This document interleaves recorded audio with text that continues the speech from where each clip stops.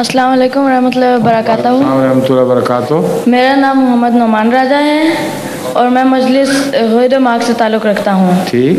اور میرا سوال یہ ہے کہ یہ جن سب وظیفہ کرتے ہیں اور کسی کے لیے بھی کہ یہ ہماری چیز یہ ہمارے لیے قبول ہو جائے، کسی دعا کو قبول کروانے کے لیے، تو دعا کو قبول کرنے کے لیے قرآن شریف نے ایک ہی بات لکھی ہوئی ہے، اگر دل بے قرار ہے اور اللہ کے حضور خالص ہو کر انسان دعا کرتا ہے تو قرآن کہتا ہے وہ دعا قبول ہو جاتی ہے۔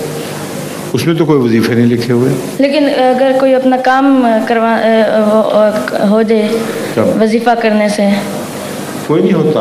اور وظیفہ کرنا جائز ہے یا نہیں؟ جائز ناجائز کی بحث نہیں، اگر وظیفے میں اللہ کا نام ہے تو بے شک لو، مگر دعا کی قبولیت کے لیے وظیفہ شرط نہیں ہے۔ قرآن کریم نے کسی دعا کے لیے کوئی وظیفہ نہیں لکھا۔ اتنے نبیوں کی دعائیں ہیں، وہ دعائیں تو لکھی ہیں، موقع لکھے ہیں جن موقعوں پر وہ دعائیں مانگی جاتی تھیں، مگر کوئی بھی وظیفہ ان کے لیے نہیں لکھا۔ تو قرآن سے زیادہ کسی کو علم ہے؟ اس لیے مولوی جنہوں نے وظیفے بنائے ہوئے اپنی طرف سے بنائے پھرتے ہیں۔ قرآن کریم نے تو صرف دعا رکھا ہے، دعا اپنے الفاظ میں مانگو، اللہ اسے قبول فرمائے گا اگر سچے دل سے مانگو گے تو۔ ٹھیک ہے جی کہ نہیں؟